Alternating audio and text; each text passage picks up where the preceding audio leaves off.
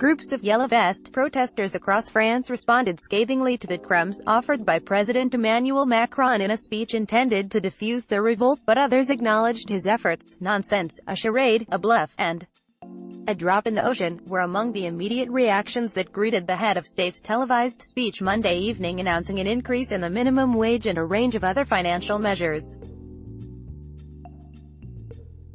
At a roundabout in the southern town of Le Boulou, some 150 yellow vests gathered around a loudspeaker listened carefully to the president's words before starting to shout in chorus, "He is trying to do a pirouette to land back on his feet, but we can see that he isn't sincere, that it's all smoke and mirrors," said Jean-Marc, a car mechanic. "It's just window dressing. For the media, some trivial measures. It almost seems like a provocation," said Thierry, 55, a bicycle mechanic who donned the yellow vest a fortnight ago. "All this is cinema. It doesn't tackle the problems of substance," he told AFP before taking part in blocking the Boulou Turnpike on the French-Spanish border. "We're really wound up. We're going back to battle," he said.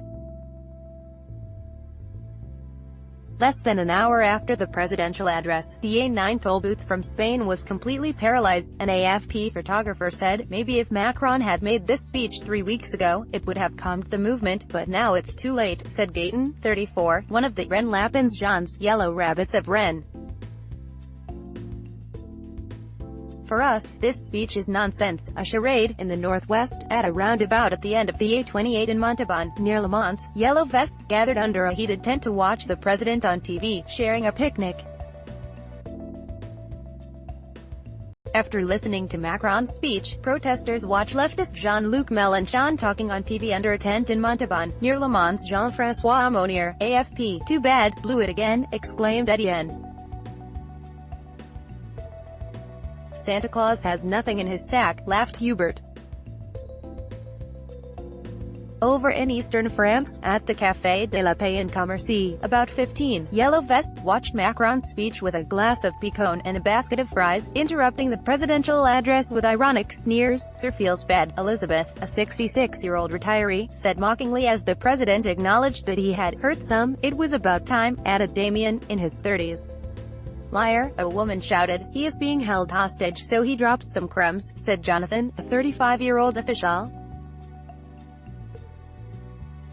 In the southern commune of Realmont, Gillette's Johns, from all four corners of the department of Tarn gathered at the roundabout to heave a sigh and release nervous laughter. The people asked him to resign and he puts plasters on third-degree burns. "This is total rubbish," said Pierrot, an RSA artist in Elbe. For Luc, a pizza chef in Marseille, it's a charade. He announces bonuses to be paid by employers, but how will they do it?